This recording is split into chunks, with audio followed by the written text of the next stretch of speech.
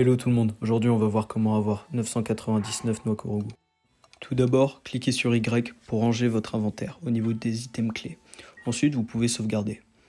Une fois sauvegardé, retour à l'écran titre. Une fois ceci fait, on lance une nouvelle partie. Au premier abord, cela peut faire peur, mais ne vous inquiétez pas. On passe la cinématique, on récupère la tablette Sheikah. Il faut bien faire attention à rien récupérer d'autre, pas ouvrir le menu. Là, les coffres, on s'en fout. Hop, on ouvre la porte. On se dirige dehors, on attend la fin de la cinématique, et là, on prend rien. Sauf cette hache. C'est le premier objet que vous êtes censé prendre. Ensuite, on va se diriger vers le temple du temps. Pourquoi on va au temple du temps? C'est juste pour attendre l'appel de Zelda, comme ceci. Une fois qu'elle nous a appelés, nous allons récupérer une noix Korogu, juste ici. Et bingo. Une fois qu'on a récupéré la noix Korogu, le jeu va se sauvegarder automatiquement en fait. Et en fait, on va charger notre partie principale pour mettre en place l'IST. Tout d'abord, pour mettre en place l'IST, il faut qu'on s'équipe d'un arc multiflèche avec des flèches électriques. Donc, on fait jet équipe jet équipe pour activer le menu overloading. Une fois activé, on va prendre deux objets. On voit que Link ne les porte pas. Là, on va déséquiper notre arc par le quick menu et on va vendre les objets qu'on tenait dans nos mains.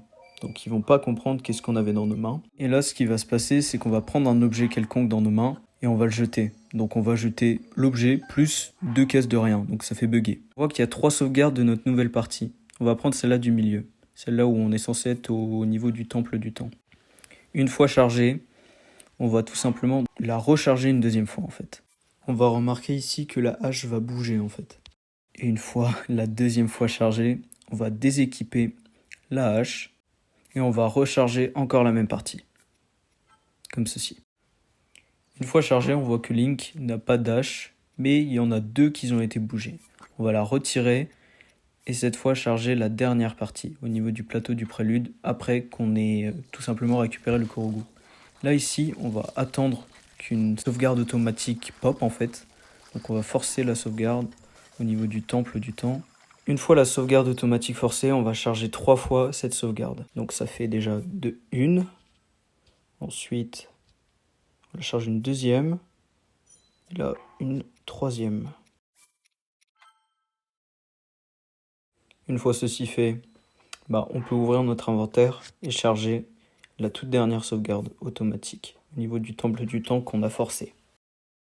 Une fois chargé, on a 999 noix Korogu. On peut charger notre partie principale. Une fois notre partie principale chargée, on peut vérifier. Pensez bien à quitter le menu comme ceci et le réouvrir 2 fois, comme je viens de le faire.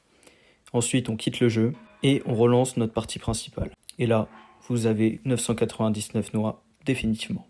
La bise.